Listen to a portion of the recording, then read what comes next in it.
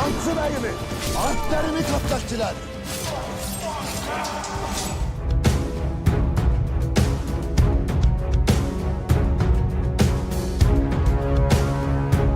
उस्मान बे का कहना है जो असल बेड़िया था वही रहेगा। नाज़रीन, जैसा कि तुगाई ने उस्मान बे को निशाना बनाया, तो नाज़रीन अब तुगाई पकड़ लिया गया है, तो क्या उस्मान बे तुगाई को मार डालेगा या फिर मंगोल गवर्नर के हवाले किया जाएगा?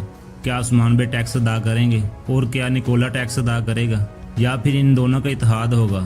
तो क्या अब एनागोल किले की फतह सीजन 2 में दिखाई जाएगी और क्या तुर्गत एनागोल किले की फतह में आएगा? ये सब मालूमात जानने के लिए हमारी वीडियो को एंड तक देखिएगा और हमारे चैनल को सब्सक्राइब भी कीजिए ताकि आप तक हमारी हर वीडियो पहुंच सके। नाजरीन, बात करते हैं तुगाई की। हम नहीं सोचते तुगाई मारा जाएगा, तो क्या फिर तुगाई को मंगोल गवर्नर के हवाले किया जाएगा? तो नाजरीन, हमारे ख्याल में ऐसा बिल्कुल नहीं होगा। उस्मान बे तुगाई से अब्दुर्रहमान गाजी और बमसी बे की शहादत का बदला जरूर लेंगे। तो नाजरीन, ये तो हमें आने वाली एपिसोड में ही पता चलेगा। तो नाजरीन, आप बात करते हैं क्या उस्मान बे टैक्स अदा करेगा या फिर निकोला के साथ इत्तेहाद करेगा? तो नाजरीन, हमारे ख्याल में ऐसा ही होगा, निकोला उस्मान के साथ इत्तेहाद कर लेगा।